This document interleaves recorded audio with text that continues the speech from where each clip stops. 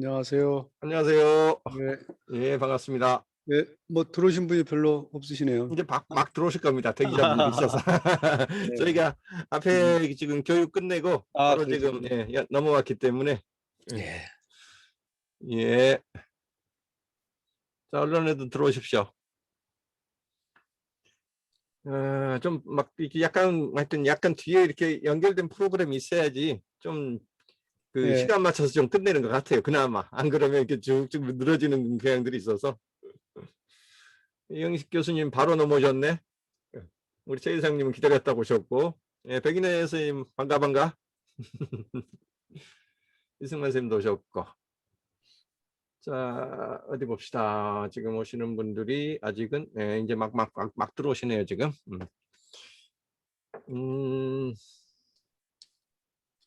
오늘 제가 잠깐 아까 낮에 그 우리 7월달 입금하신 분 이렇게 좀 이렇게 그 확인해 봤는데 다들 바쁘셔서 그런지 네. 아직 한 절반 정도밖에 입금 못 하신 것 같아요.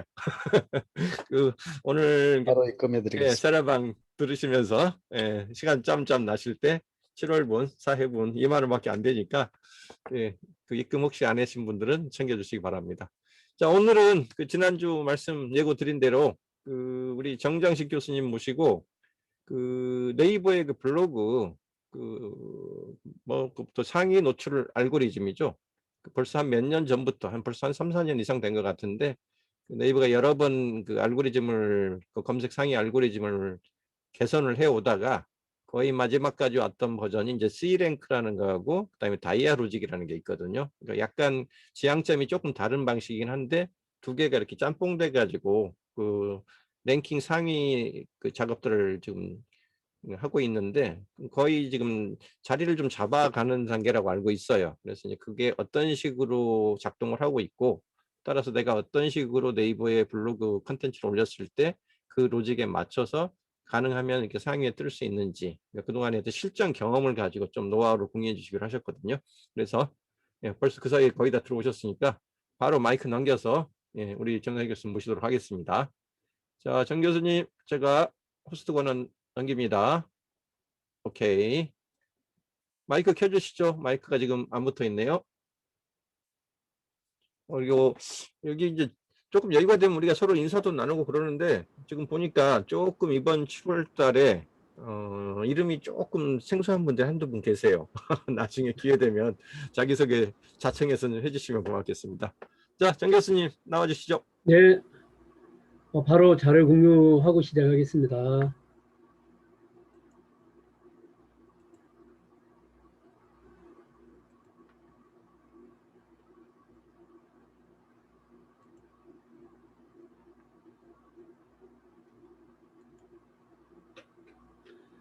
예, 오늘 30회예요, 벌써. 작년 11월 때부터 시작했는데 벌써 30회가 됐습니다. 예. 오늘은 네이버 블로그 상위 노출 알고리즘 해부 C랭크와 다이아로직 이해라는 부분을 가지고 한번 말씀을 나눌 것 같아요. 지난 시간에 제가 이제 키워드를 어떻게 발굴하고 키워드를 발굴된 키워드를 가지고 키워드 목록을 만들고 그 만들어진 목록을 가지고 실질적으로 블로그나 아니면 이런 컨텐츠를 만드는 부분에 대해서 제가 설명을 드렸지 않습니까?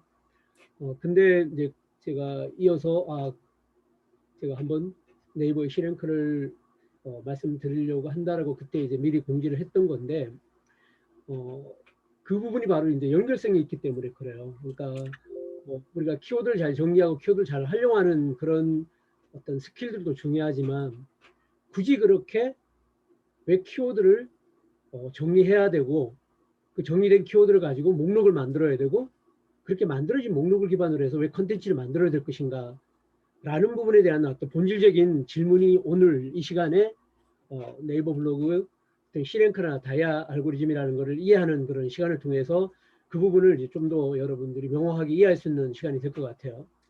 사실 이 제목은 C랭크 다이아 이렇게 뽑았기 때문에 뭔가 좀 특별하고 대단한 것 같지만 좀 더 우리가 상식적인 차원에서 그 부분을 왜 네이버가 이런 C랭크라는 걸 왜 고민했을까?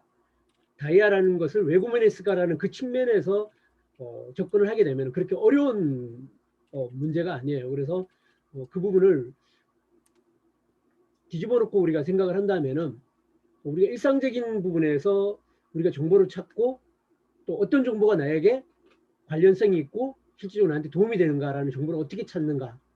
거기서 무엇을 우선순위로 따지고 중요도로 따지고 어떤 걸 제외하는가라는 관점에서 본다면은 사실 똑같은 과정이라고 보시면 되거든요. 그래서 그런 관점에서 오늘 한번 네이버의 시랭크나 다이아를 한번 같이 알아보도록 하겠습니다. 제가 이 자료는 2달 전에 이제 한번 네이버 강의를 했었어요. 그래서 거기에서 네이버 블로그, 비즈니스 블로그 만드는 거하고 그다음에 그 비용력 노출하는 글쓰기하고 상위 노출 SEO 전략 만들면서 만들었던 자료를 기반으로 해서 제가 좀 업데이트를 했습니다. 예. 자, 그러면 먼저 질문을 한번 우리가 아까 제가 일상적인 측면에서 먼저 한번 좀 접근을 하자는 측면에서 말씀드렸잖아요. 그죠? 그러니까 나의 블로그는 좋은 블로그인가? 좋은 블로그란 뭔가? 좋은 컨텐츠라는 뭔가? 라는 질문에서부터 출발하려고 그래요. 우리는 지금까지 뭔가 블로그를 만들 때, 특히 비즈니스 블로그를 만들 때 늘상 생각했던 거는 어떻게 하면은 네이버 검색 결과 페이지에 상위 노출을 시킬 수 있을까? 거기에 뭔가 특별한 비법이 있지 않을까? 이런 고민에서부터 사실 출발을 했거든요. 근데 그렇게 상위 노출을 하고자 하는 나의 열망, 나의 희망이라는 것들과 과연 그게 실질적으로 내가 만드는 컨텐츠들 또 그 컨텐츠를 담고 있는 블로그라는 게 과연 좋은 블로그인가? 라는 질문에서부터 한번 출발해보면 될 것 같아요. 자, 그러면 내 블로그가 좋은 블로그라는 거의 기준은 뭐냐? 라는 측면에서는 결국은 결론적으로 이야기하면은 결국은 검색자가 검색하는 의도와 관련성이 높은 가치 있는 그리고 만족하는 정보를 제공하느냐 안 하느냐라는 게 결국 가장 중요한 거라고 생각하거든요. 네이버가 C랭크 알고리즘과 다이아 알고리즘을 만들었던 이유가 뭘까? 결국 우리가 많은 내 피로들, 인지 단계부터 시작해서 뭐 흥미, 그 다음에 고려, 결정 단계, 이런 여러 가지 구매 여정 과정에서 많은 어떤 검색이라는 과정을 통해서 내가 필요한 정보들을 찾는 과정인데 저 스스로도 그런 많은 인지 부조화를 겪었던 것 같아요. 그러니까 맛있는 떡볶이를 먹고 싶은데 정말 맛없는 떡볶이를 먹는 제가 한번 그 전에 강의를 하면서 말씀드렸잖아요. 군산까지 가서 오랜만에 비싼 회를 한번 먹고 싶다 그래서 1인당 6만 원 하는 회를 먹기 위해서 여러 군데 검색을 했어요. 근데 거기에 검색을 하다 보니까 가장 그래도 많이 나오는 게 땡땡땡 횟집이더라고요. 그리고 거기 뭐 이용자가 인증하고 보증하는 횟집이라고 그랬어요. 저처럼 네이버 검색 엔진을 많이 안다고 생각하고 있고 또 그런 필터링이 된다라고 하는 제 자신도 결국 그런 여러 가지 정보를 검색하는 과정에서 결국 이 집은 가야 됐다 그러고 갔어요. 그리고 음식을 딱 시켜서 나와서 첫 번째 젓가락을 뜨는 순간 당했다라는 생각을 딱 하게 됐죠. 그래서 요즘도 이렇게 횟집만 보면 그 집이 생각나요.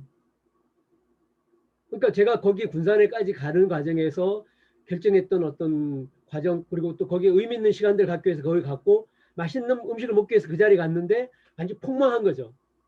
여러분들도 일상에서 이런 경험들을 많이 했을 거예요. 바로 네이버가 C랭크 알고리즘과 다이아 알고리즘을 만들기 전에 네이버 블로그의 상태 아니면 네이버의 많은 검색 탭들의 상태가 어땠냐면은 결국은 중요한 키워드의 검색 결과의 페이지에 결국 상업적 의도를 가진 맛없는 떡볶이집, 맛없는 횟집들이 장악을 다 하고 있었던 거죠. 그런 상황에서 결국 소비자들은 자기 검색의 의도와 전혀 상관없는 만족스럽지 못하는 결과들에게 콘텐츠에 결국은 인지 부조화를 겪게 되는 그런 상황들을 누구나 겪어본 상황이죠. 이런 상황들이 네이버 입장에서는 되게 심각한 상황이 되었던 거죠. 아주 심각한 상황이 됐죠. 어느 정도였냐면은 한 예를 들면 그런 거예요.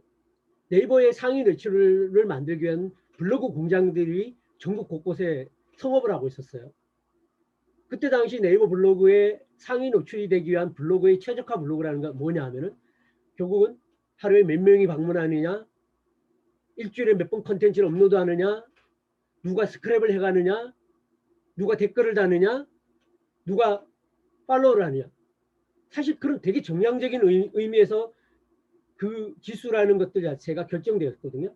그러니까 그런 거는 그런 업자들은 그렇게 어렵지 않은 상황으로 파악할 수 있고, 그런 지수의 평가 지수라는 거는 정말 쉽지 않게 자동화시킬 수 있었던 거죠.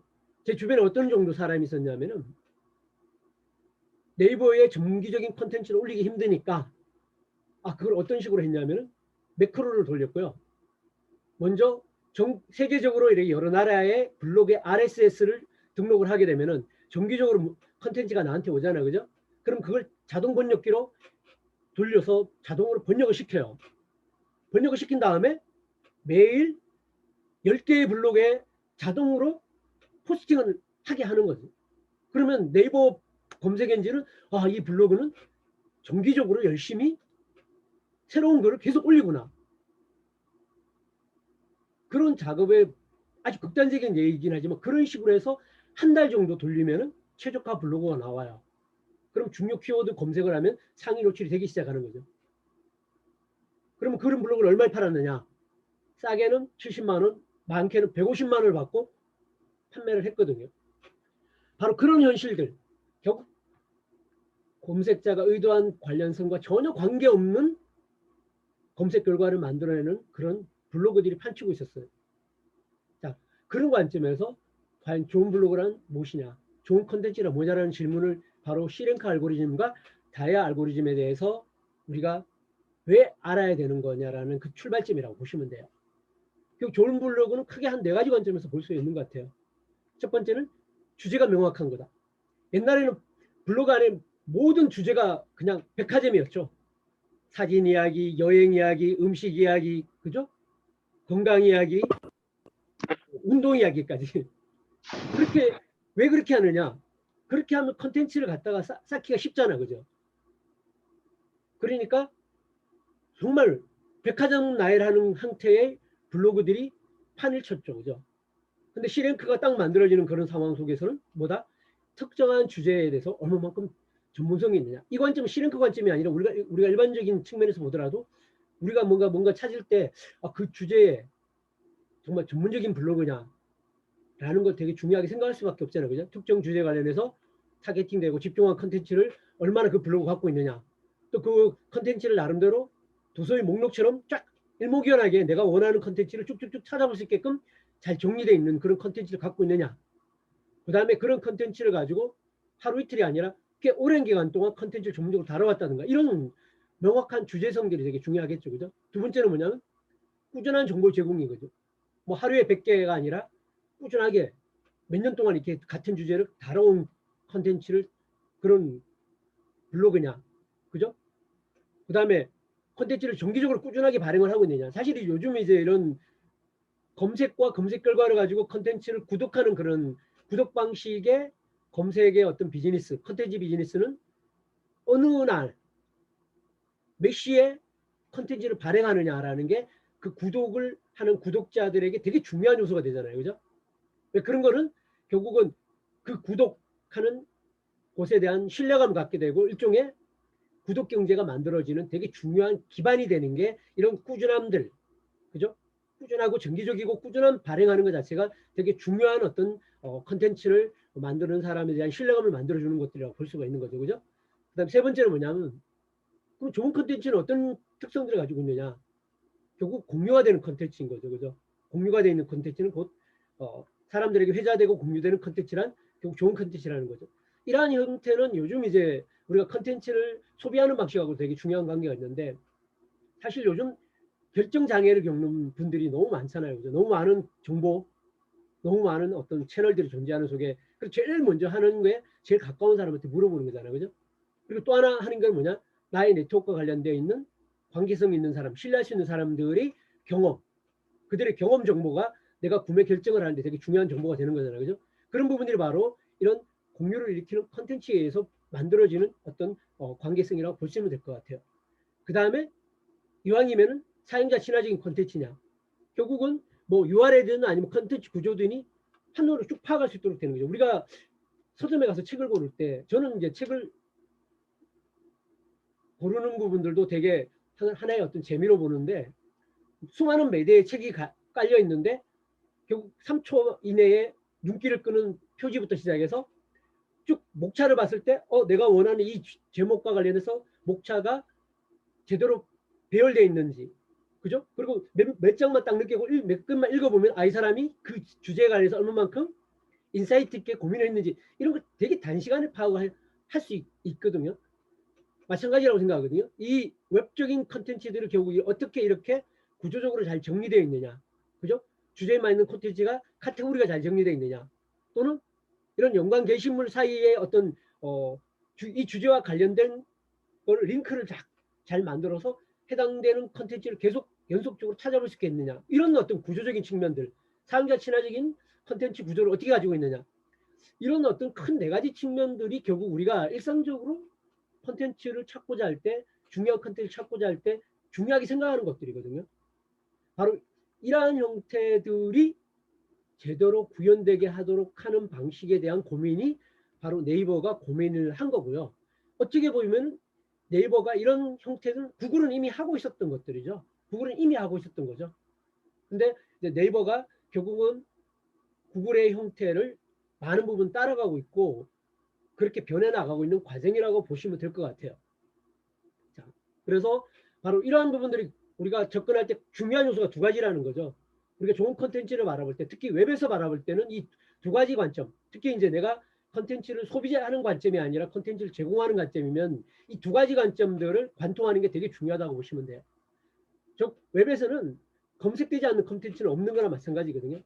결국 중요한 건 뭐냐, 내가 컨텐츠를 만들기 위한 하나의 컨텐츠도 있고 그 컨텐츠 담는 블로그가 있다고 그랬을 때 거기서 만들어진 컨텐츠가 내 잠재 고객들이 검색하는 검색 결과에 노출되지 않으면은 사실 없는 거나 마찬가지란 말이에요. 그죠? 그랬을 때 두 가지 중요한 관점을 가지고 컨텐츠를 생산을 해야 됩니다. 첫 번째는 뭐냐면 검색 엔진 친화적인 것들이죠. 아까 쭉 보신 그런 좋은 컨텐츠, 좋은 블로그가 되기 위해서는 뭐냐, 검색 엔진 친화적인 글쓰기 방법이 익숙해져야 되는 거죠. 제가 지지난 시간 때 네이버 인플루언스 검색을 할 때 그 하나 예를 들었던 거지만, 인플루언스 검색들에서 인플루언스 검색은 뭐냐, 좋은 블로그를 선택할 때 그건 사람이 해요. 사람이 할 때 그러면 그거는 담당자가 선택을 하거든요. 그럼 담당자한테 내가 짧은 시간에 내 블로그가 가치 있는 블로그가 뭐다라고 판단될 수 있도록 하는 방법이 뭘까? 그거는 기본이 뭐냐, 이 블로그는 전문적인 블로그다. 두 번째는 카테고리가 이 주제와 일관돼 있다. 또 메인 페이지 딱 들어가자마자 여기 컨텐츠를 보니까 바로 이 주제와 일관성이 있네. 이런 걸 직관적으로 판단할 수 있게끔 해줘야 되는 거거든요.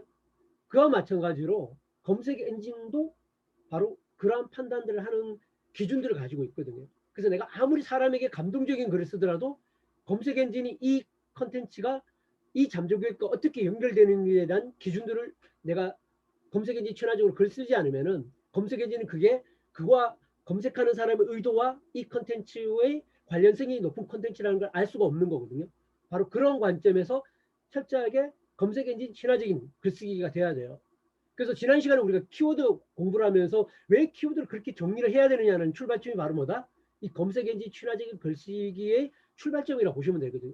키워드가 내 중심이 아니라 내 잠재 고객들이 검색하는 중요한 키워드를 먼저 설정을 하고 그 키워드로 목록을 만들고 그 키워드를 가지고 컨텐츠를 만드는데, 그거를 검색 엔진이 이 컨텐츠가 잠재 고객이 검색할 때 어떤 의도와 관련성이 연관성이 갖게 만드느냐라는 측면들이 거기에 다 반영되는 것들이거든요.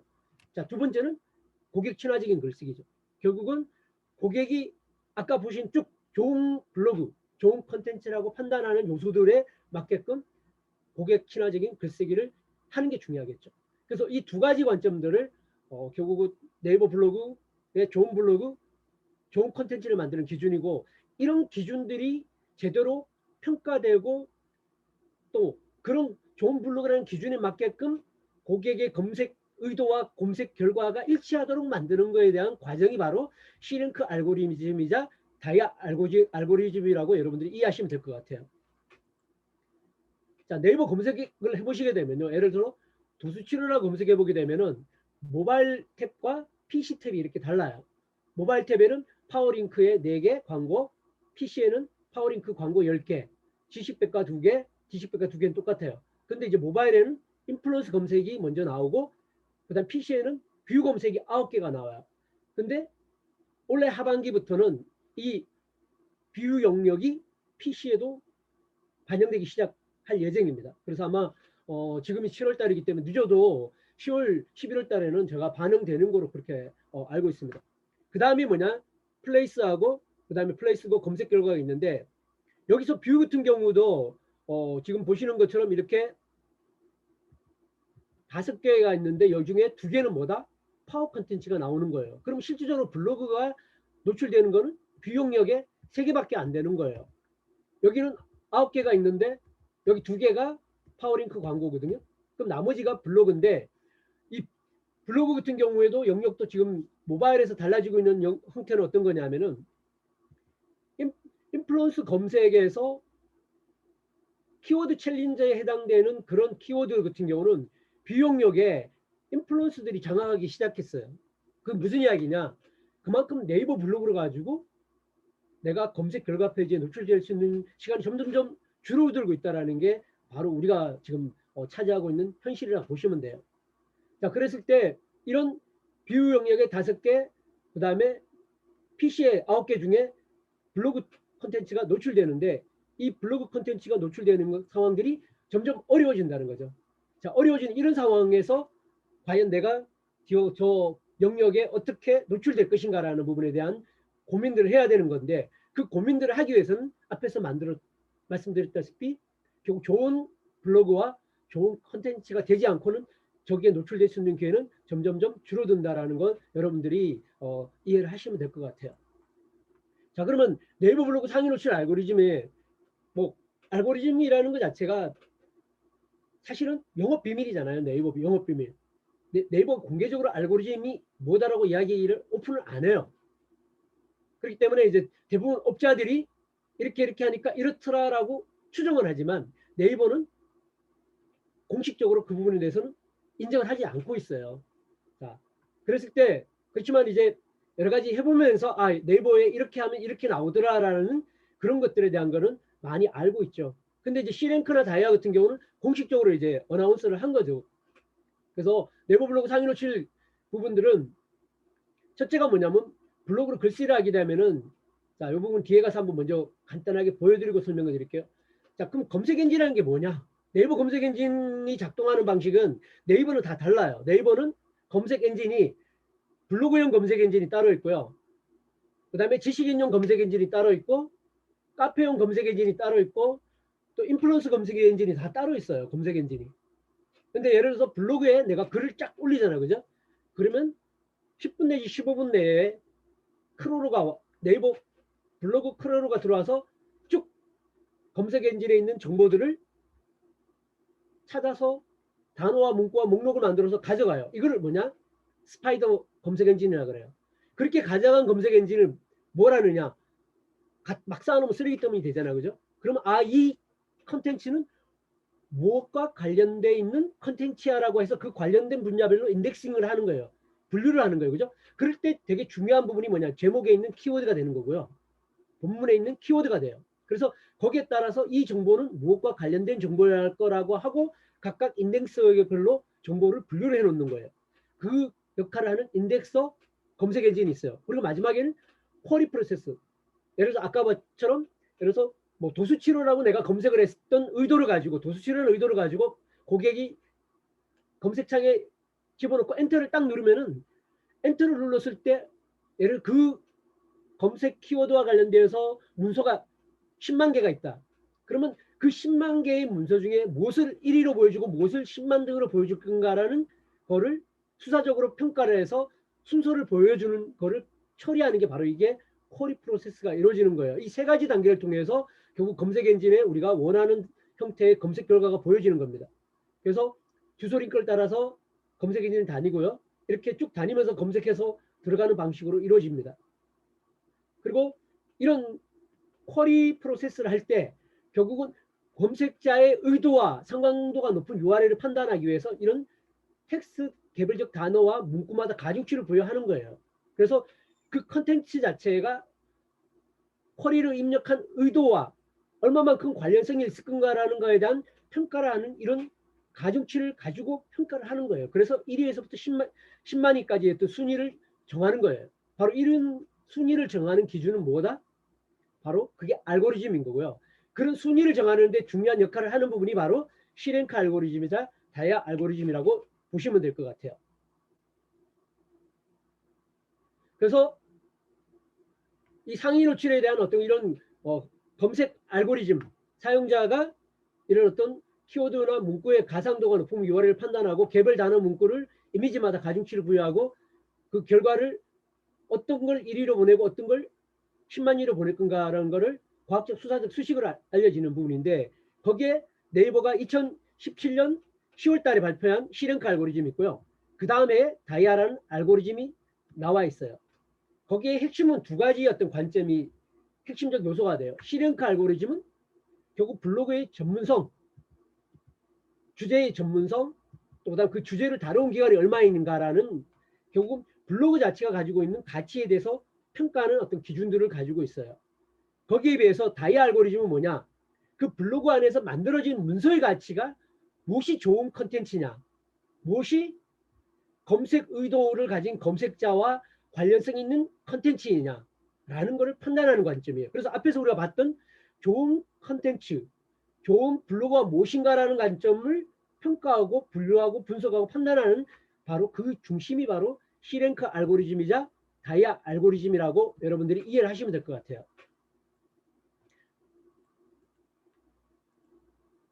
자, 그래서 C랭크 알고리즘과 이 다이아 알고리즘이 복합적으로 반영을 해서 어떤 걸 왜 하고자 했다? 결국 스팸과 유사 문서와 이런 의도적인 작업 행위를 골라내고 그들을 문서를 누락시키거나 아예 제외시키는 것들의 활동들을 하기 위한 기준. 그래서 정말 검색자의 의도에 맞게끔 좋은 컨텐츠가 검색 결과에 반영될 수 있도록 하는 것 자체를 위해서 만들어진 게 바로 C랭크 알고리즘이자 다이아 알고리즘이라는 걸 여러분들이 이해하시면 돼요. 뭐 그렇게 대단한 그런 것들은 아니고요. 네이버 검색해 보면 많은 이야기가 나오지만 결론적으로 이야기하면 제가 말씀드린 두 가지 측면이라고 이해하시면 돼요. 그래서 이런 C랭크 알고리즘은 이 고도화된 이런 어부직 노출 검색자를 보호하기 위한 거고, 그 다음에 스팸 컨텐츠를 걸러내고 신뢰도가 낮은 그런 컨텐츠 결과를 상위 노출 방지하는, 그래서 출처, 블로그 전문성 이런 거에 대한 거를 어떤 주제에 대한 어떤 기간 이런 걸 중요한 평가의 기준을 가지고 가치 있는 블로그를 평가해내는 그런 거에 중요한 알고리즘이라고 보시면 될 것 같아요. 거기에 비해서 다이아 같은 경우는 뭐다? 다이아는 문서의 가치를 판단하는 거죠. 좋은 컨텐츠란 무엇이냐. 그리고 예를 들어서 그 문서의 제목과 해당되는 것과 실질적으로 그 컨텐츠가 포함되어 있는 컨텐츠 내용들이 검색에 의도하는 사람들과 의도와 일치할 수 있도록 하는 양질의 컨텐츠를 담고 있느냐라는 걸 판단하는 거죠. 그래서 이런 컨텐츠를 판단하는 부분에서 발행 문서의 신뢰도 또는 직접 창작을 했는지, 또 관련된 키워드와의 관련성이 있는지, 또 직접적인 어떤 키워드뿐만 아니라 연관된 키워드를 가지고 연관된 글이 쓰여져 있는지, 그 다음에 어떤 상태를 평가하는 거죠. 그리고 또 키워드와 원고의 내용성, 키워드와 원고의 내용성이 전혀 상관없이 글이 쓰여진 게 아니라, 예를 들어서 내가 정보성 키워드는 정보와 관련된 내용으로 채워져 있는지, 아니면 체험적 키워드는 체험적 내용과 관련돼서 들어있는지, 이러한 것들에 대한 거를 상당한 AI 기능과 그 다음에 분석을 통해서 그런 관련성들을 파악을 해내는 정도로까지 지금 네이버의 알고리즘들은 진화되어 있다고 보시면 돼요. 그래서 2017년 10월 이전에 개설된 블로그, 그러니까 네이버가 지금 가장 전체적인 어떤 그런 여러 가지 네이버가 운영하는 탭들이 존재하고 있는데, 뭐 블로그, 카페, 지식인, 포스터 있지만 이미 이제 포스터나 카페 같은 경우는 상위 노출을 만들어 놓은 부분에서는 거의 누락이 되다시피 하게 지금 뷰 영역이 블로그, 카페, 포스트가 지금 뷰 영역에 동시에 노출되는데, 실제로 검색 결과에 상위 노출되는 것은 거의 대부분 블로그예요. 근데 그 블로그조차도 뷰 영역에서 모바일은 5개인데 2개가 뭐죠? 파워 컨텐츠라는 걸로 해서 광고가 이미 들어가 있어요. 그죠? 자, 전반적으로 광고부터 시작해서 전반적으로 홈페이지 검색 엔진 최적화부터 시작해서 보면은 새로운 블로그보다는 이미 블로그를 오랫동안 운영했고 전문성을 가지고 있는 사람들을 노출시켜주겠다는 노골적인 그런 형태를 드러내고 있어요. 그런 부분들이 시랭크 알고리즘이나 다야 알고리즘에도 아주 노골적으로 반영되고 있다고 생각을 하거든요. 그래서 2017년 10월 이전에 개설된 블로그 같은 경우는 개설을 하더라도 만들더라도 일부분은 세부 키워드는 되지만 정말 대표 키워드 같은 경우 상위 노출이 되게 어려워요. 뭐 일부는 됐다라고 하지만 거의 되지 않은 것 같아요. 근데 이제 저번에 인플루언스 검색에서는 인플루언스 검색 같은 경우는 또 허용을 해준단 말이에요. 3개월 2020년에 이후에 개설한 블로그도 인플루언스 검색에 승인이 나오고 거기에 키워드 챌린지에 또한 상위 노출이 되고 있거든요. 그러니까 네이버가 목적에 따라서 결국 철저하게 그런 기준들을 구분해서 지금 관리를 하는 것 같아요. 근데 블로그 통합 검색의 블로그에서는 2017년 10월 이전의 블로그는 최적화되기가 힘들기 때문에 여러분들 블로그를 새로 개설한다면 가능하면 2017년 10월 이후에 개설된 블로그를 가지고 블로그 작업을 진행하실 것을 추천드리고요. 명확한 주제를 가진 전문 블로그가 중요하다. 이게 바로 시랭크 알고리즘과 관련된 이고요. 옛날에는 뭐 여행, 취미, 등산, 사진 다 다루는 블로그 같은 경우 지금 많이 상위 노출에서 밀려난 케이스가 많아요. 그래서 한 가지 주제에 깊이 있게 전문성 있게 다루는 블로그를 육성하라. 이 블로그 자체가 앞에 좋은 블로그의 첫 번째 조건이기도 했죠. 그죠? 바로 이게 시랭크 알고리즘과 직접적인 관계가 있다. 두 번째는 뭐다? 블로그에서 글을 쓸 때 키워드와 관련성이 있고 일관성 있는 블로그를 만드는 게 좋다라는 거죠. 이 다이아 알고리즘과 관련이 있는데 주제와 관련성 있는 대표 키워드, 연관 키워드와 관련된 컨텐츠를 작성을 하라는 거죠. 그래서 우리가 지난 시간에 제가 설명드렸던 것처럼 우리 회사, 우리 잠재 고객이 쓰는 중요 키워드를 정리를 하는 목적 자체가 바로 이런 키워드와 관련성이 있고 일관성 있는 블로그의 컨텐츠를 만드는 부분과 되게 중요한 연결성이 있다라고 이해를 하시면 돼요. 그래서 그런 키워드를 내가 그러면 이렇게 블로그의 전문성과 같은 어떤 주제가 한정된 블로그에 다양한 컨텐츠를 만들 수 있으려면 어떻게 할까? 이 부분을 그냥 생각나는 대로 컨텐츠를 만들기보다는 거기와 관련된 키워드를 몇백 개를 정리를 하고 그 키워드별로 목록을 뽑아내고 목록별로 컨텐츠를 만들어가는 이런 것들이 계획성을 가질 때 이런 블로그의 어떤 일관성 있는 컨텐츠를 만들어낼 수 있고 그게 블로그의 컨텐츠의 좋은 컨텐츠로 평가받을 수 있는 하나의 중요한 어떤 활동의 과정이라고 이해하시면 좋을 것 같아요. 그래서 대표 키워드 연관성 있는 키워드를 해야 된다. 선정된 키워드와 관련성 있고 맥락 있는 정보 컨텐츠를 만들어야 된다. 그 다음에 가능하면 직접 찍고 창작한 글과 영상으로 컨텐츠를 만들어야 된다. 네이버 같은 경우는 이제 어느 정도까지 알고리즘이 발전되어 있냐면은 네이버 블로그에 쓴 글, 네이버 카페에 쓴 글, 네이버 포스트에 쓴 글, 그 다음에 네이버 검색 엔진인 홈페이지 여기 있는 걸 복사에다가 여기다가 붙여놓고 쓰면요 바로 문서 누락이 돼요. 크로스 체킹이 됩니다. 다. 그렇기 때문에 절대 복구를 하시면 안 돼요. 복사해서 붙여넣기를 하셔가지고 글쓰기 편한다고 그래서 내가 블로그 있던 거 갖다 쓰고 카페 있던 거 갖다 쓰고 이렇게 갖다 쓰시면 안 돼요. 다 체크되고 바로 저품질 요소로 되면서 문서가 누락이 돼요. 그 부분을 여러분들 명확하게 좀 이해를 하셔야 되고 똑같은 주제지만 내가 약간 모디파이를 해서 다른 관점에서 좀 풀어서 쓰는 방식을 통해서라도 하시는 게 좋고요. 지금 중복되는 부분이 상당한 기술이 발전되어 가지고 뭐 예를 들어서 문서가 만약 두 줄이다 하면 두 줄에 한 줄 정도만 중복을 시켜도 얘가 체크한다는 정도까지도 그렇게 발전돼 있다고 합니다. 그리고 특히 최근에 들어서 문서가 누락되거나 그 다음에 문서가 아예 검색이 안 돼. 업로드를 했는데 아예 검색 자체가 안 되는 최신순에 아예 누락되는 그런 케이스가 있고요. 그런 케이스의 대부분 원인이 뭐냐면 이미지예요. 이미지. 네이버가 지금 이미지 기술이 되게 알고리즘이 향상이 돼서 이미지에 넣는 텍스트를 다 네이버 검색 엔진이 읽어요. 그러면 이미지에다가 뭐 거기다가 주소 많이 넣어놓거나 아니면 뭐 구매하라는 거를 막 넣어놓거나 특정한 도메인을 넣어놓거나 이런 걸 하는 걸 검색 엔진이 거의 다 이미지를 텍스트를 읽어내는 기술이 되게 발전돼 있어요. 그래서 네이버 제일 싫어하는 것들이 바로 그러한 것들이거든요. 지금요. 그런 거 하지 마셔야 되고요. 두 번째는 썼던 이미지를 재사용하는 것들도 무조건 누락되는 원인이 돼요. 제가 실제적으로 이건 컨텐츠를 어떻게 했냐면은 마케팅 자동화 관련해 가지고 글을 쓰고 난 다음에 일본 사이트 가가지고 이미지를 쭉 다운받아 가지고 딱 했는데 최신순에 나오는데 적용이 된 순위는 안 나오는 거예요. 그래서 결국 문서 다 지우고 다시 찍은 걸로 다 바꿨거든요. 그러니까 다시 하루 지나고 난 다음에 랭킹이 1위로 다시 올라온 거를 그런 케이스를 여러 번 제가 지금 경험을 했거든요. 그래서 이미지는 썼던 거 절대 쓰지 마라. 가능하면 직접 찍어서 쓰는 게 좋다. 그 다음에 또 뭐 기존에 이미지 그거를 이미지 변형 프로그램을 가지고 뭐 요소를 바꾸면은 괜찮다. 일종의 이미지 세탁이라고 그러는데 그런 거 안 먹힙니다. 가능하면 그런 거 쓰지 않는 게 좋다라고 생각하시고, 요즘 하여튼 저품되는 것들, 저품은 잘 많이 없지만 문서 누락되는 대부분의 원인은 뭐다? 이미지에 의해서 발생된다라는 거 여러분이 꼭 경험하셨으면 좋겠어요.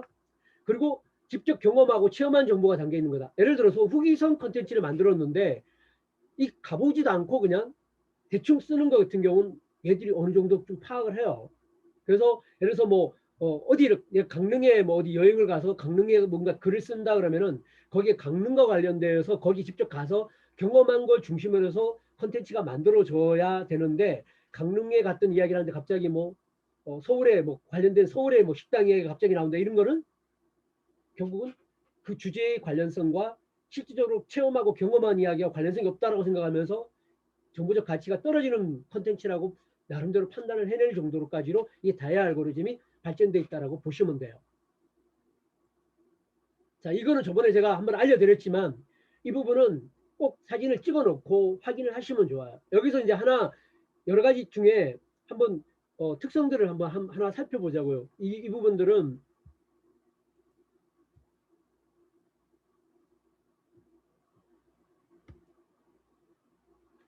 그래서 키워드를 찾으실 때 자, 옆에 스티온 거 갖고 오겠습니다.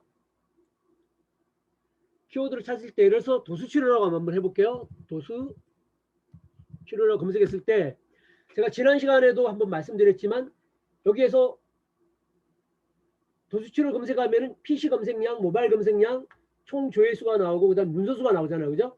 여기는 보면은 문서수가 34만인데 조회수가 11만 3천이면 이거는 그만큼 사람들이 검색을 많이 한다는 거죠. 그만큼 대표 키워드로 상당히 매력 있는 거죠.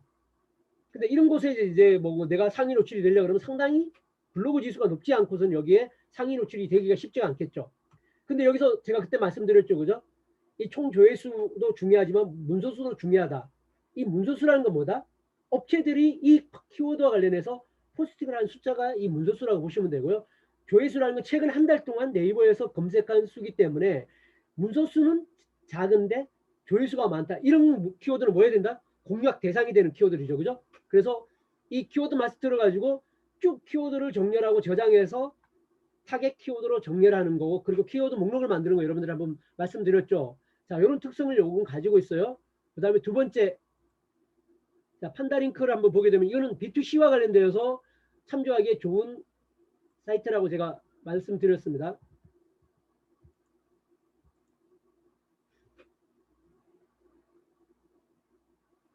자, 뜨니까 잠깐만 기다리세요. 자, 여기서 도수치료라고 한번 검색해 볼게요.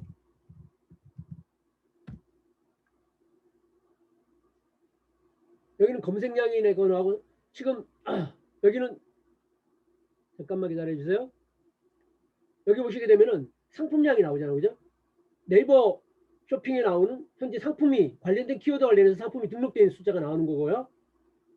그 다음에 쭉 밑에 내려가시게 되면 키워드와 어떤 조회 현황도 이렇게 바로 볼 수가 있고요. 그 다음에 뭐 쇼핑 탭 섹션 중에서 이렇게 나오는 것도 나와 있고요. 키워드 입찰가 같은 경우도 지금 보면 1위가 클릭당 얼마예요? 13,320원이에요. 여러분 도수치료를 한번 네이버 검색하고 한번 여러분 클릭하면 통장에서 13,320원이 빠져나가는 겁니다. 그리고 지금 보시게 되면 5위가 70원이잖아요. 그죠? 그럼 4위가 대박인 거죠.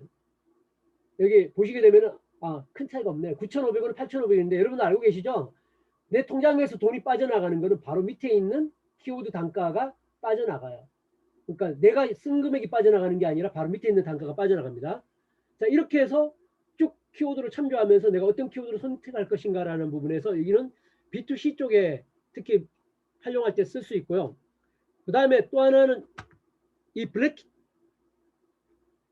블랙키위 같은 경우는 여러분들이 이제 컨텐츠 작성할 때 하고 좀 관련성이 있어요.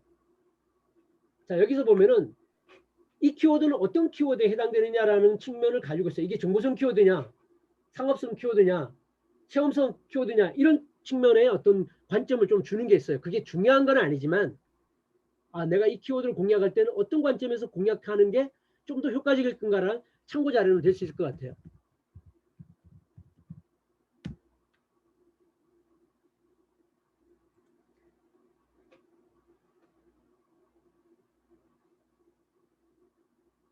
자, 여기 보시게 되면 똑같이 월간 검색량, 월간 컨텐츠 발행량, 한 여기 보니까 월 한 15,000건에서 정도 비용력이 한 21,900건 정도가 노출이 되네요.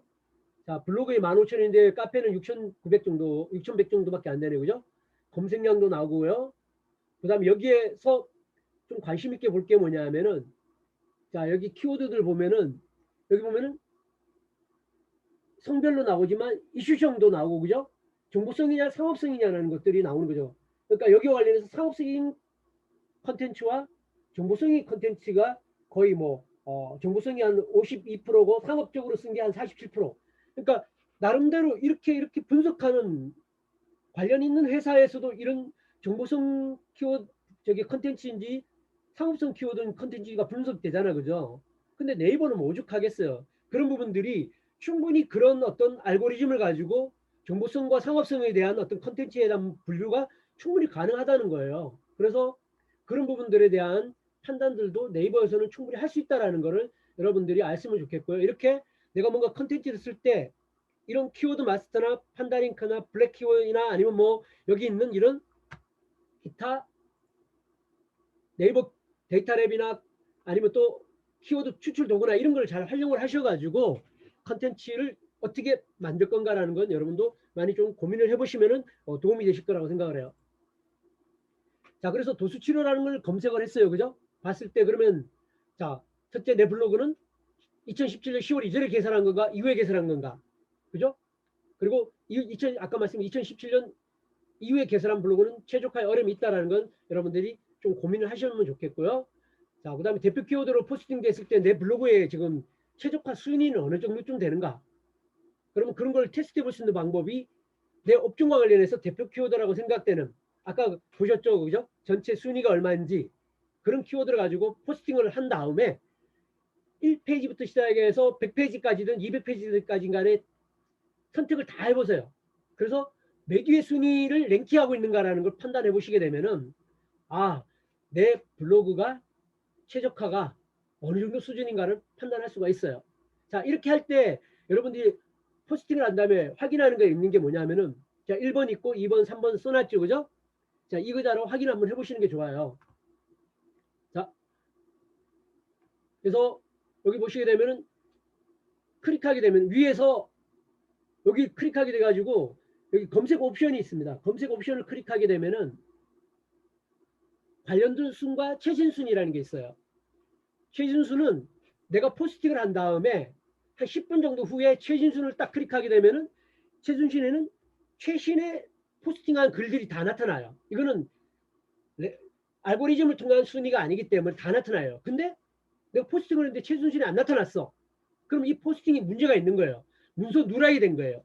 누락이 된 이유는 이미지 때문이든 기타 이유들 때문에 최신순이 뭔가 내 포스팅을 한 게 안 나온다. 이거는 지금 그 포스팅 자체가 문제가 있다는 거예요. 그래서 첫 번째 10분 내지 15분 후에 최신순을 먼저 확인하라. 포스팅한 다음에.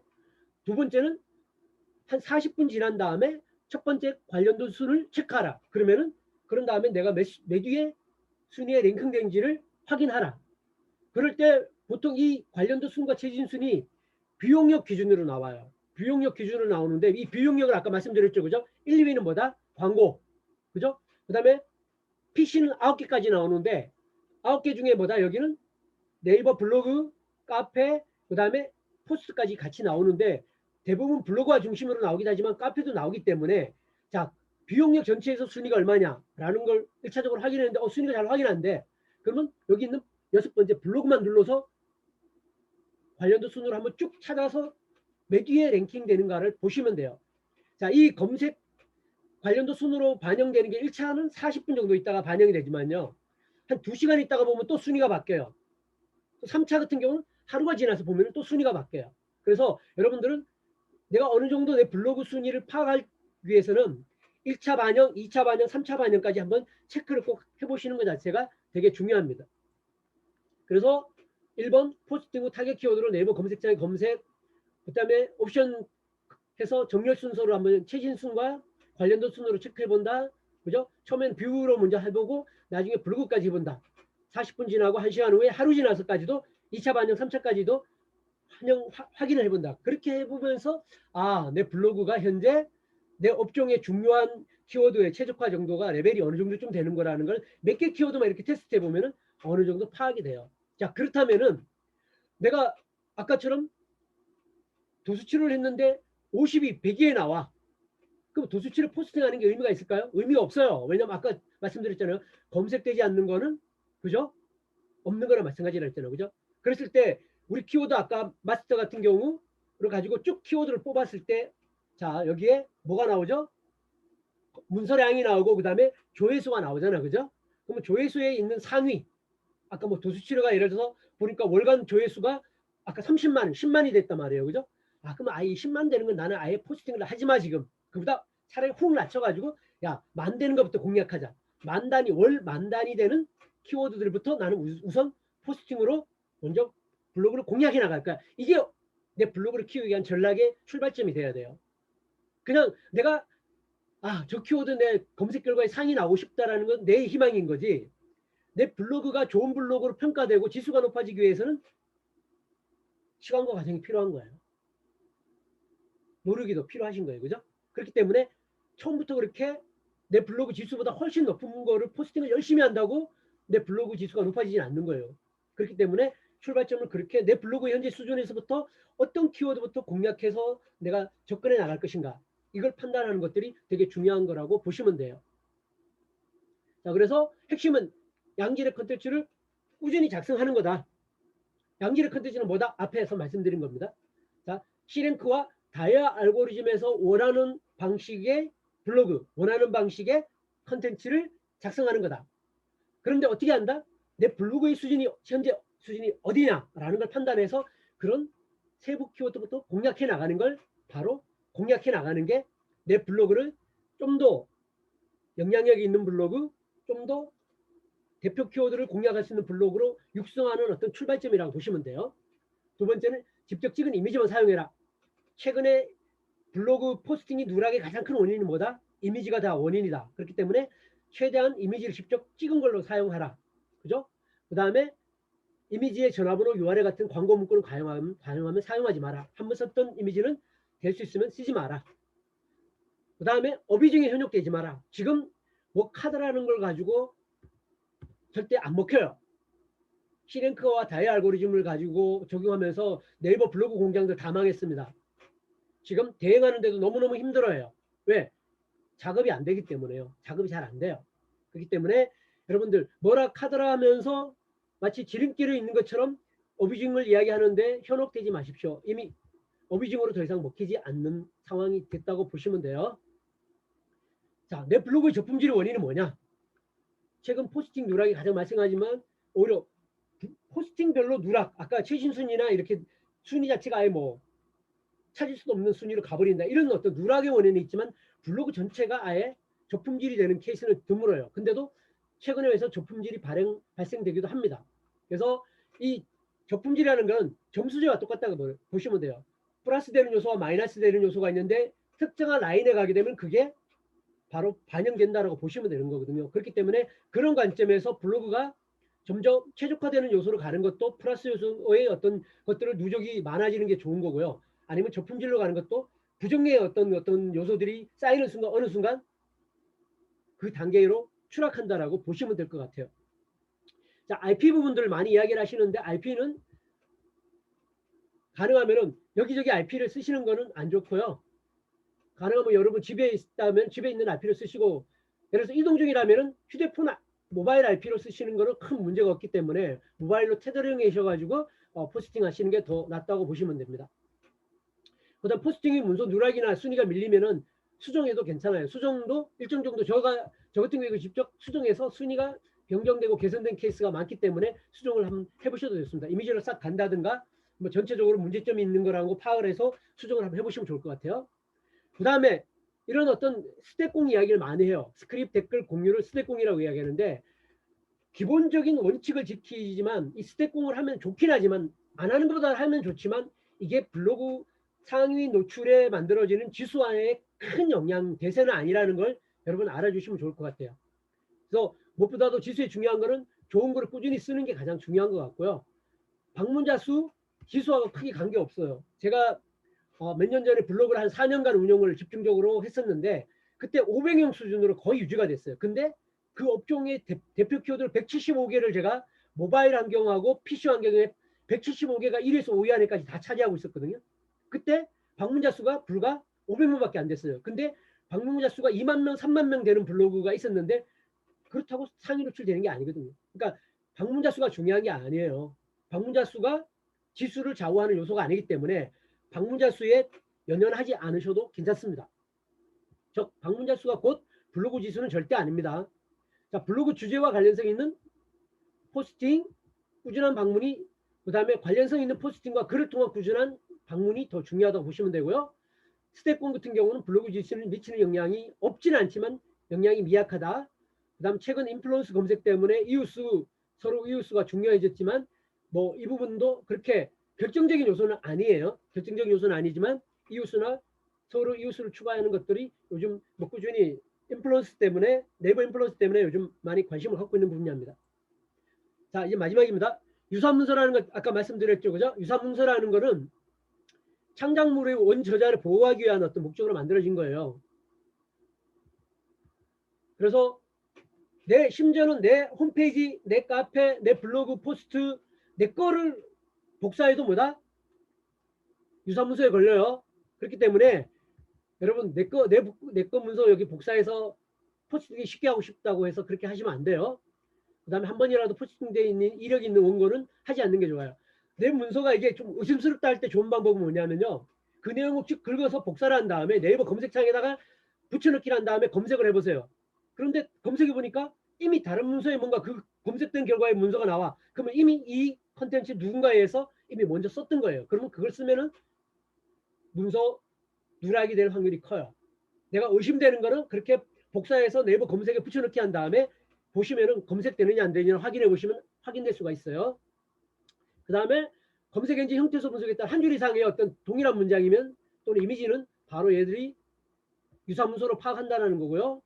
유사문서로 판단이 됐거는 검색 누락 또 반복 됐거는 장기적으로 저품의 원인이 될 수 있기 때문에 이 부분이 중요한 요소라고 보시면 돼요. 그 다음에 허가기, 복사, 붙여넣기, 도용하기, 짜집기 같은 경우 창작물이 아닌 경우는 저품질 문서로 구분해내는 작업이 네이버가 지금 특히 다이 알고리즘을 통해서 상당히 진화되어 있다는 거 아시면 될 것 같아요. 자, 이상 56분 동안 아주 급하게 여러분들에게 설명을 했는데 이와 관련해서 궁금하신 거는 제가 공유 화면을 풀고 질문을 받도록 하겠습니다.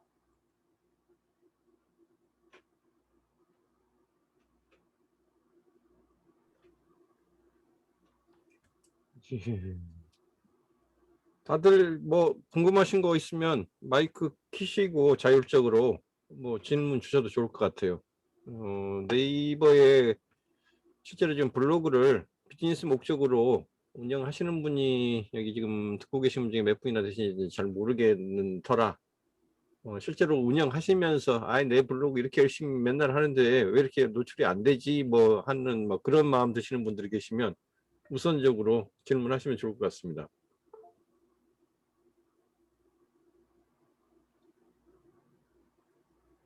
제가 문서 하나 보내드릴게요. 지금 말씀드린 형태로 지금 제가 그 네이버 인플루언서 검색을 공략하기 위해서 지금 회사에서 우리 직원한테 지금 미션을 줘서 지금 작업하고 있는 걸 하나를 보여드릴게요.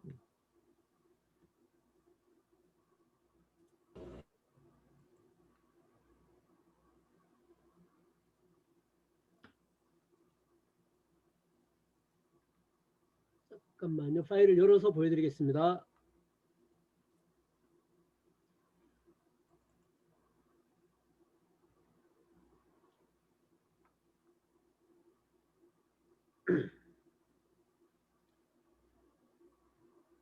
지금 엑셀 파일 열리고 있어가지고 잠깐만 기다려주세요. 막간에 뭐 좀 질문 좀 할까요? 네, 말씀하십시오. 네, 그 네이버 블로그 말고 타 블로그들 네네. 그거는 네이버에서 노출이 어떻게 되나요? 타블로그 같은 경우에 제가 알기로는 워드프레스 같은 경우는 노출이 되는 걸로 알고 있는데 네이버는 그렇지 않다라고 이야기하는데 여전히 네이버 블로그 우선 정책은 버리지 않는 것 같아요. 그래서 그리고 뭐 워드프레스 같은 경우 블로그 영역보다는 웹문서 영역에 노출되는데 요즘 네이버가 웹문서 영역을 많이 경시하는 그런 경향이 좀 있는 것 같아요. 예. 자, 일단 동영상 한번 예. 네, 저도 하나만 문의하겠습니다. 네네. 2017년 10월 이후로 네네. 최적화가 가능하다고 하는 사람들도 있던데 예예.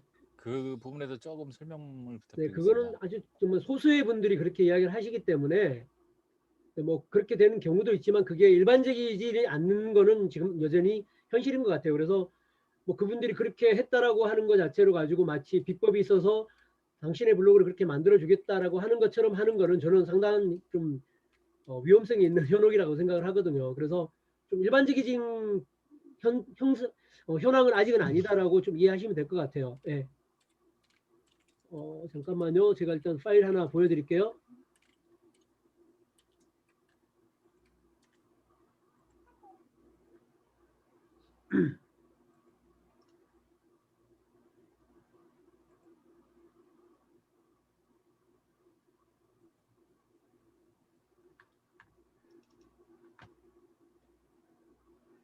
네, 지금 이 문서가 지금 2021년 6월 10일자부터 지금 이제 저희 담당 직원이 포스팅을 하기 시작했어요. 지금 이 블로그를 개설한 게 2017년 7월 달에 개설한 블로그예요. 근데 지금 보시면은 첫 번째 블로그 보시면 여기 보면은 첫 번째 한 게 문서량이 72만 개, 그 다음에 조회수가 뭐 1200 정도 되고부터 해가지고 이게 쭉 문서량이고 최근 조회수까지 나온 거예요. 그래서 이렇게 2021년 6월 달부터 해서 쭉 포스팅을 거의 매일매일 지금 하고 있는데 했을 때 문서량인데 1차 반영, 2차 반영, 3차 반영이 이렇게 하면서 순위가 변경되는 거 여러분 볼 수 있겠죠. 근데 여기에 포스팅이 딱 2개 돼 있었어요. 그 2017년 7월 달에 만들어지고 블로그가 포스팅이 딱 2개 돼 있었거든요. 근데 지금 그 블로그를 가지고 이 블로그를 가지고 지금 뭘 할 거냐 하면은 네이버 인플루언스 검색을 공략하기 위해서 그 체육 운동과 관련된 블로그를 지금 전문화해서 만들고 있어요. 그래서 지금 포스팅을 하고 있는데 그 자세 교정이라든가 뭐 이런 운동과 관련된 컨텐츠를 지금 붓고 있는데 보시면은 그때 블로그지만 이렇게 1차 반영하고 2차 반영하고 3차 반영되면서 이런 변화들을 가지고 지금 관리를 하고 있거든요. 그래서 실질적으로 이렇게 운영을 하고 있고 지금 이제 지난주에는 다른 이슈가 생겨서 포스팅을 못했는데 한 2주 동안을 집중적으로 지금 작업을 한 거예요. 그래서 이런 작업을 하면 충분히 제가 봤을 때는 어떤 블로그를 육성할 수 있는 어떤 그런 환경들이 만들어질 수 있다라고 저는 생각을 해요. 그래서 여러분도 이런 어떤 계획을 잡아서 한번 해보시게 되면은 이 담당자도 이제 글을 어떤 거 써야 될 건가라는 그런 고민들을 지난번에 제가 강의할 때 말씀드렸던 키워드를 전부 다 이렇게 정리를 해가지고 그다음 목록을 만들고 그렇게 해서 목표를 설정을 하고 지금 이제 이렇게 하기 때문에 이 작업들을 지금 하고 있거든요. 그래서 뭐 이런 식으로 여러분들도 아마 블로그를 아마 목표를 정하고 운영을 해보시게 되면은 현재 예를 들어서 블로그 운영하는 것들도 좀 더 최적화를 더 시킬 수 있을 뿐만 아니라 또 새롭게 블로그를 육성하는 거에도 실질적으로 도움이 될 수 있지 않을까라고 생각을 합니다. 예. 네, 공유는 끄겠습니다.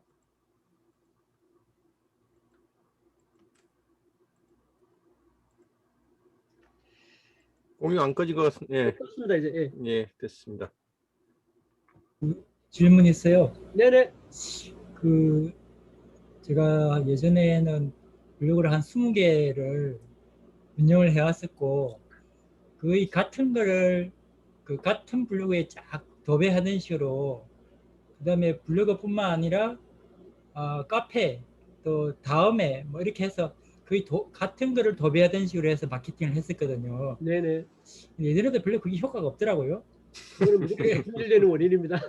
그랬는데 지금 이제 블로그를 다시 시작해 보려고 하니까, 만약에 이제 저희가 네이버 아이디를 3개까지 만들 수 있잖아요. 네네. 그러면 네이버 블로그 3개를 만들 수가 있겠죠. 그랬을 때 그 약 유사한, 예를 들어서 제가 이제 여행을 주제로 하고 싶다면 블로그 3개를 여행이라는 이름으로 약간 다르게 그렇게 하는 게 나을까요? 아니면 만약에 하나는 건강식품, 하나는 여행, 하나는 뭐 어떤 뭐 여행 관련 제품, 이렇게 하는 게 나을까요? 무조건 후자로 하셔야 되고요. 제가 실질적으로 블로그를 운영하면서 경험을 말씀드리면은, 제가 디지털 마케팅 회사에 있을 때 하나의 블로그를 가지고 3개의 어떤 시장을 공략을 했어요. 디지털 인쇄, 그 다음에 출판, 그 다음에 그림책 3개를 다 상위 노출을 잡고 있었는데, C랭크 알고리즘 때는 괜찮았는데 다이 알고리즘 딱 적용되면서 2군데에, 그러니까 디지털 인쇄 빼놓고 동화책과 그 다음에 자비 출판에 있는 관련 키워드들은 다 순위에서 밀려버렸어요. 그래서 결국은 뭐냐, 어떻게 했느냐 하면은 블로그를 3개를 쪼개가지고요, 아예 디지털 마케팅, 한 블로그는 디지털 인쇄 전문, 한 블로그는 동화책 전문, 한 블로그는 저기 출판 전문 나눴고요. 그리고 그 다음에 하나의 방법이 또 여러분들이 있는 게 어떤 거냐면은, 공식 블로그를 네이버가 인정해 주는 게 있어요. 그게 뭐냐면은 출판사 쪽에는 그게 해주거든요. 개인적 기업들은 안 해주는데, 출판사를 등록하게 되면은 그 네이버 공식 블로그를 해줘요. 그러면 그거는 제가 새로 만들어 가지고 한 3개월 만에 중요 키워드 상위 노출을 다 시켰거든요. 그런 경험이 있어요. 그래서 무조건 주제는 좁힐수록 좋고요. 좁혀서 명확하게 할수록 결국 그 내가 원하는 타겟 키워드에게 집중할 수 있기 때문에, 아까 블로그 주제 자체가 집중돼야 된다고 했잖아요. 그죠? 카테고리나 모든 게. 그리고 거기에 주제에 걸맞는 키워드에 따른 컨텐츠도 집중해야 된다고 그랬잖아요. 그죠? 2개를 운영해서 겹치면 그거는 둘 다 효율이 안 나는 거죠. 그죠? 한쪽을 집중하셔야 되는 거고, 명확하게 주제와 컨텐츠를 집중하는 것 자체가 효율을 높일 수 있다라고 이해하시면 될 것 같아요. 예. 감사합니다. 예, 편하게들 각자 알아서 마이크 키시고 질문 주십시오. 시간 우리가 한 4, 5분쯤 뒤에 시작했는데, 예, 뭐 이제 1시간 채워진 상태니까요. 제가 질문 하나 드리겠습니다. 네네. 아니 뭐 이렇게 워드프레스로 홈페이지를 만들어서 이제 그거는 이제 메인 홈페이지로 하고, 그다음에 뭐 예전에 뭐 페이스북이나 뭐 다른 여러 채널로 이제 그런 콘텐츠들을 이렇게 유입시키거나 아니면 이제 노출시키는 수단으로 이렇게 사용할 수 있을 것 같은데, 블로그도 뭐 그런 수단으로 이렇게 사용을 할 수는 있는 건 아닌가요? 혹시 뭐 홈페이지에 있는 거를 다른 채널로 공유하시는 걸 말씀하시는 건가요? 예, 그렇죠. 예, 그렇게 공유되는 거는 외부 링크가 만들어지는 거기 때문에 오히려 그런 저기 외부에서 오히려 들어올 수 있는 링크가 만들어지는 거잖아요. 그건 네이버가 좋아하는 거죠. 근데 네이버에 있는 고객의 트래픽을 외부로 보내는 링크는 네이버가 되게 싫어해요. 근데 소셜 공유를 통해서 그게 뭐 트위터든 페이스북이든 뭐 인스타든 아니면 또 카카오든 간에 그 정보를 외부로 공유시켜 가는 거는, 그 외부 공유를 통해서 결국 사람들이 네이버로 방문하게 되는 링크가 만들어지기 때문에, 특히 뭐 제가 아까 말씀드린 것 중에 빠진 부분이 이 외부 링크가 문서의 어떤 그런 품질 지수를 만들어내는 중요한 역할을 해요. 그래서 예를 들면은 내 문서를 누가 공유해 갔느냐라는 게 중요한데, 그게 예를 들어서 내 문서를 공유한 관련돼 있는 공공기관에 공유해 갔다. 이거는 이 문서가 되게 가치 있는 문서라고 판단하는 하나의 기준이 되기 때문에 그런 외부 링크는 되게 중요하고요. 두 번째는 뭐냐면, 또 내부 문서가 있는데 이 문서와 관련된 거는 이렇게 추천하거나 연결하는 게 있잖아요. 그러면 네이버가 저번에 한번 제가 보여드렸지만, 네이버 예를 들어서 평발 검사라고 한번 검사를 하게 되면 그 밑에 아예 내가 같은 키워드로 포스팅을 3개 했다면은 그 포스팅 아래 2개 옛날에 했던 포스팅을 붙여줘요. 그 이야기는 뭐냐? 고객들이 계속 그 포스팅을 보고 난 다음에 두 번째, 세 번째 포스팅을 보도록 해주는 거거든요. 그렇기 때문에 네이버 블로그 안에 내가 먼저 썼던 글들을 이 글을 본 사람이 이 글도 읽었으면 좋겠다라는 내부 링크를 만드는 건 네이버가 되게 좋아하는 거예요. 그렇기 때문에 사용자들한테 이거와 관련되어 있는 컨텐츠를 이거를 더 연결해서 보십시오라고 하는 그런 목록을 만들어 주는 거는 네이버가 이 컨텐츠를 오히려 되게 유용하고 가치 있는 거로 인식하는 거기 때문에 되게 좋아요. 근데 내 여기서 뭐 가입하기 위해서 다른 데로 보낸다든가 뭐 여기 있는 사람을 다른 데로 보내는 거는 네이버가 좋아하지는 않아요. 옛날에는 그렇게 하면은 바로 그냥 데미지를 먹였거든요. 근데 요즘은 좀 유연해지기는 했어요. 근데도 그런 부분은 할 때 조금 조심해서 하는 그런 노력은 필요한 것 같아요. 예. 선생님, 네네. 외부에 있는 문서를 링크하는 거는 이제 굉장히 좋은데 네네. 이제 자신의 홈페이지를 만들어서 그 네네. 홈페이지에 있는 컨텐츠를 이제 블로그에 이렇게 이제 노출시키는 거 이런 거는 홈페이지에서 블로그로 연결하는 건 좋은데 블로그에 있는 사람의 컨텐츠 밑에다가 홈페이지로 가기를 보내는 거는 네이버가 썩 좋아하지는 않는 거라고 보시면 돼요. 예. 그 선생님, 예, 예. 그 저는 이제 직업 전문 학교를 운영하고 있는데요. 네네. 저희들은 이제 과목이 여러 가지가 있잖아요. 네네네. 그러면 아까 그 주제와 콘텐츠가 좀 맞아야 되는, 예를 들면 앱 개발이든 캐드든 디지털 디자인이든 조경이든 이런 것을 어떻게 나눌 수 있나요? 학교 같은 경우는 공식 블로그가 될 수 있거든요. 예, 예, 예, 예. 그러면 공식 블로그로 등록했을 때 학교 같은 특성은 있다라고 보는 거죠. 예를 들어서 뭐 학교 내에 다양한 과들이 존재하고 과별로 다양한 컨텐츠들이 존재하기 때문에 저는 그런 부분들은 똑같은 방식으로 적용되지는 않을 수도 있다고 저는 생각을 해요. 학교란 특성들이 학교의 공식 블로그고 그 과별로 다양한 컨텐츠들이 존재하기 때문에 저는 그런 부분들은 과별로 예를 들어서 컨텐츠 카테고리를 분류해서 만들어서 그 컨텐츠를 그 과별 카테고리에 맞게끔 컨텐츠가 연결되는 고리라면은 지금 제가 쭉 말씀드린 그런 문제가 크게 반영되지는 않을 수도 있다라고 생각을 해요. 예. 네, 알겠습니다. 네네.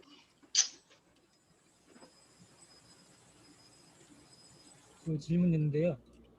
그 예전에 이제 다양하게 글을 올리다 보니까 네네. 광고성 저희가 이제 옛날에 임대도 안 줬었거든요. 광고하는 업체 알잖아요. 네네네.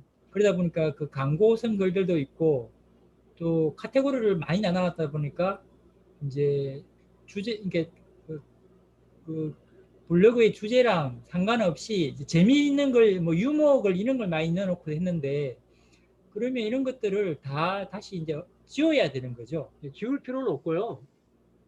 지우는 것도 네이버가 별로 좋아하는 건 아니에요. 그래서 가능하면 카테고리 하나 만들어서 그 카테고리에다 다 집어넣어 놓으시는 게 가장 좋은 방법이라고 보시면 돼요. 기존 글 같은 경우는. 네.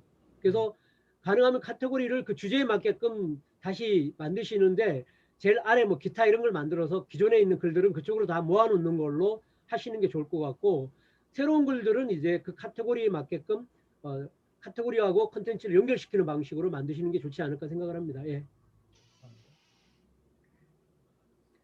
하나 더 있는데요. 네네. 하여튼 뭐 전문 블로그가 좋다라고 하니까 이제 하나의 전문 주제로만 이제 뭐 글을 쓸 텐데 그렇다고 이렇게 그 전문 블로그만 읽으면 또 좀 재미가 없으니까 밑에 하나 메뉴만 만들어서 뭐 이렇게 쉬어가는 코너 뭐 이런 거 만들어도 그건 별론가요? 그러니까 쉬어가는 코너가 뭐 그러니까 저는 이제 그 블로그의 사람들 잠재 고객이 누구냐 그러니까 그 사람들이 그 블로그에 왜 오느냐 이런 관점에 봤을 때 뭐 블로그 쉬어가는 코너라고 했을 때 그 쉬어가는 코너가 검색에 뭐 노출되거나 검색되는 건 아니라고 저는 생각을 하거든요. 근데 저는 그 부분을 이제 좀 명확히 좀 생각을 하셔야 된다고 생각해요. 블로그와 우리가 블로그를 운영하는 목적이 뭐냐 거기 쉬어가는 코너가 왜 있어야 되는가라는 측면이 저는 생각해 봐야 된다고 생각하거든요. 블로그를 운영하는 목적이 명확히 있을 거라고 생각을 하거든요. 근데 왜 자꾸 우리가 블로그를 홈페이지하고 혼동을 하느냐라는 부분하고 저는 관계가 있다고 생각하는데 블로그는 커뮤니티 공간이 아니잖아요. 블로그는 그 블로그를 찾아오는 사람이 목적이 명확히 있는 거예요. 근데 거기에 굳이 쉬어가는 공간을 왜 만들어야 되느냐라는 문제는 한번 생각을 해볼 필요가 있다고 생각해요. 그게 그 공간에서 그 블로그라는 게 결국 블로그는 포스팅을 하고 난 다음에 구독자가 있는데 그 구독자가 쉬어가는 공간을 읽기 위해서 구독자가 될까요? 저는 아니라고 생각하거든요. 그런 부분은. 그리고 그 구독자들에게 쉬어가는 공간이 왜 필요한가? 이런 부분을 한번 생각을 해보시고 그런 거의 관점에서 필요하다고 하면 그거는 어떤 위상에서 그냥 정리할 건가 이 부분을 한번 고민을 해보시면은 그 카테고리 전체적인 블로그 중에 그 카테고리를 어떻게 운영할 거고 어떤 관점에서 이걸 컨텐츠를 관리하는 게 필요한지라는 관점을 판단을 하시면 될 것 같아요. 근데 검색 최적화적 관점이나 아니면 구독자적 관점에서는 제가 봤을 때 블로그의 그 쉬어가는 카테고리라는 게 큰 의미가 있을까라는 부분은 조금 저는 퀘스천입니다. 예, 예.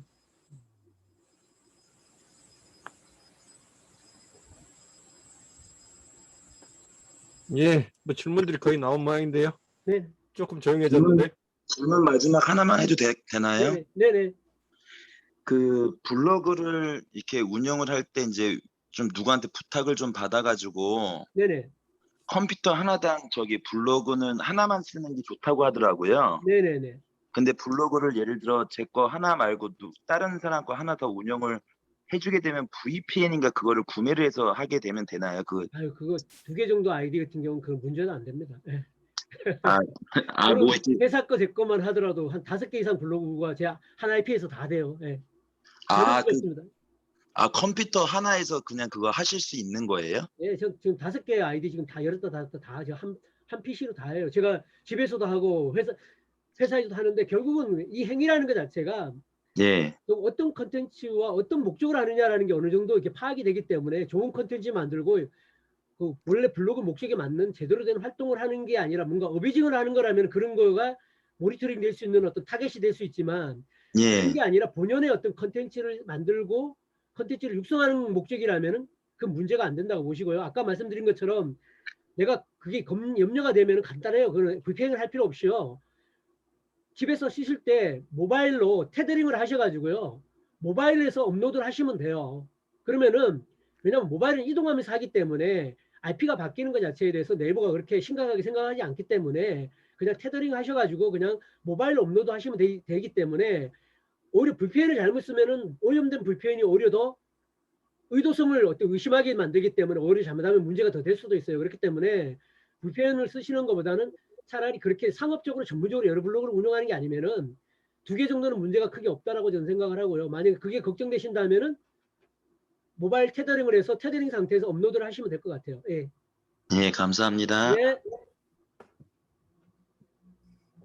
예, 뭐 아쉬우면 아쉬운 대로 이제 저희 또 그 세라방 그 오픈 채팅방이 항상 24시간 열려 있으니까요.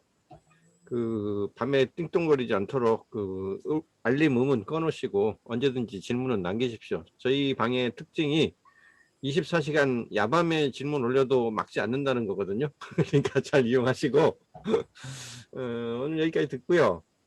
그리고 우리 다음 주에는 저기 그 이태용 교수님 그 순서인데 지금 계신가요? 뭐 어떤 내용 하실지 조금 그 준비되면은 말씀 달라고 제가 아까 부탁드렸는데 좀 바쁘신 것 같아요. 딴 일하고 계신 것 같아요 지금. 하여튼은 늘 그 지금 마케팅 자동화 관련해서 굉장히 엑기스가 될 만한 것들을 좀 골라서 잘 좀 챙겨주고 계시기 때문에 그 주제가 확정이 되면 제가 공지하도록 하겠고요.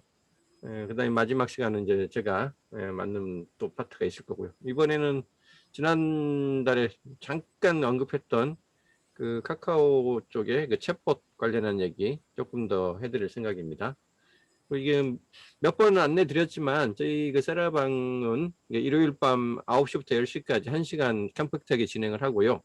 그 따로 그 회비가 뭐 이렇게 각 뭐죠 파트별로 한번 들어올 때마다 이렇게 회비를 받는 방식이 아니고 그 7월 한 달, 한 달치 4회를 하게 되니까요. 4회치를 묶어 가지고 그냥 이렇게 서로 예의상 2만 원 정도를 지금 입금 받고 있어요. 그래서 혹시 그 6월 달 내시고 아직 7월분 그 잊지 못하신 분들은 제가 우리 채팅방에 그 저기 구자 번호 다시 한번 남겨드렸으니까요. 그거 하나 챙겨 주십시오. 그거 한 2달치 정도 모아가지고 저희 우리 교수진들끼리 아이스크림 하드 사 먹습니다. 오늘 날도 더우니까 좀 저희 하드 사 먹을 수 있게 도와주시고요. 혹시 다음 주 일정대로 연락드리고, 그리고 이 세라방하고는 별개로 그 매월 마지막 목요일 날 보통 우리가 말목회라고 그러는데요. 우리 예전부터 있었던 그 소셜스쿨에 정기 포럼이 있어요. 그 포럼은 저희 내부 교수진이 하는 게 아니라 외부에서 강사진을 이렇게 모셔와가지고 최근에 어떤 사회적 이슈가 되는 부분이나 특히 이제 IT 쪽에 뭔가 신지식, 신기술, 새로운 그 서비스 이런 것들이 나오면 그 사용법 같은 거 알려드리기도 하고, 그래서 늘 한 발 앞서가는, 반발짝 앞서서 그 새로운 것들을 소개하는 그런 시간으로 그 포럼 운영을 해오고 있는데요. 이번 7월 달은 벌써 79차입니다. 이제 한 번 더 하면 80차 채우게 되는데, 이번 그 포럼은 조금 지금 요새 그 대선 전국이 시작이 됐잖아요. 뭐 여야 후보들이 지금 매일 뉴스 그 메인을 장식을 하고 있는데, 그 뭐 여야든 가리지 않고 지금 내부 후보자들 토론할 때 단골 메뉴로 지금 등장하고 있는 게 소위 말하는 그 기본소득론 어떻게 할 것인가, 뭐 요거에 대한 주제가 꽤 화두가 되고 있거든요. 그러니까 이제 주자 말자부터 시작해가지고 도대체 그게 어떻게 줘야 되는 거냐, 이제 이런 것도 늘 그 지금 우리가 관심을 가지고 내년 대선 때 하나의 어떤 포인트로 그 후보들의 정책 정견으로 우리가 점검해봐야 될 사항이라고 생각이 되고요. 그다음에 뭐 최근에 지금 이게 뭐 코로나 지금 재난 그 지원금 주는 방식만 하더라도 100% 전 국민 줘야 되는 거냐, 뭐 80% 이렇게 뭐 하위계층 줘야 되는 거냐, 맨날 지금도 티격태격 하고 있잖아요. 지금 결정했다고 하는데도 또 지금 번복하자는 얘기가 나오고, 뭐 또 이게 갑자기 4차 대유행이 일어나니까 또 이거 지급 시기도 바꿔야 되지 않냐, 막 이제 이런 얘기들이 계속 나오는데, 그런 부분들에 대해서 조금 교통 정리를 해줄 분을 좀 모셨습니다. 이번에 그 녹색당 지금 새로 당 지도부를 지금 선출하는 투표가 진행이 되고 있는데, 거기에 그 기본소득론 꽤 오래전부터 그 국내에 그 소개를 하고 적극적으로 지금 추진을 하고 있는 그런 그 자기 정책을 갖고 이번에 그 녹색당 당 대표로 출마한 분이 한 분 계세요. 그래서 그분 그 이번 달에 아마 선거 결과는 아마 다음 주 중에 나올 거고요. 당선이 될지 안 될지 아직 미리 말씀드릴 수는 없지만, 되면은 당수를 모셔오는 거고요. 안 되면 후보였던 분을 모셔가지고 그 기본소득론이나 그 지금 현재 그 국민 그 재난지원금 가지고 서로 이슈 벌이고 있는 이 부분에 대해서 좀 깔끔하게 한번 정리해드리는 그런 시간을 갖도록 하겠습니다. 혹시 그런 쪽에 관심 있는 분들은요, 이건 10,000원씩만 그 참가비 그 형식적으로 받는 거니까 그거 염두에 두시고, 이번 달 목요일은 7월 29일일 겁니다. 아마 제가 아까 봤는데 7월 29일 끝나고 제가 그 소셜스쿨의 이벤트 링크로 아까는 올려놨고요. 나중에 조금 더 다시 저희 세르방 채팅방이나 이런 쪽으로 링크는 공유해 드릴 테니까 들어오시고 싶은 분들은 신청해 주시기 바랍니다. 자, 오늘 광고는 여기까지 마치고요. 그 사이에 이태용 교수님 아직 안 들어오셨죠? 이태용 교수님 아마 좀 전에 진행했던 그 우리 그 마케팅 자동화 패키지 그 작업해서 올리시느라고 좀 바쁘신 것 같아요. 그 작업 마치고 다음 주 주제 어떤 거 하실지 제가 들어가지고 미리 공지하도록 하겠습니다. 자, 오늘 세례방은 여기까지 해서 마치겠습니다. 편안한 밤들 되시고요. 한 주 잘 마무리하시고 또 새로운 한 주 맞으십시오. 코로나 조심하시고요. 진짜 이번에는 장난 아닌 것 같아요. 그 저도 이제 50대라 이제 뭐 한 달만 버티면 백신 맞을 수 있는데 마지막에 재수없게 걸리지 않도록 다 같이 조심합시다. 빠이빠이. 다음 주에 뵐게요.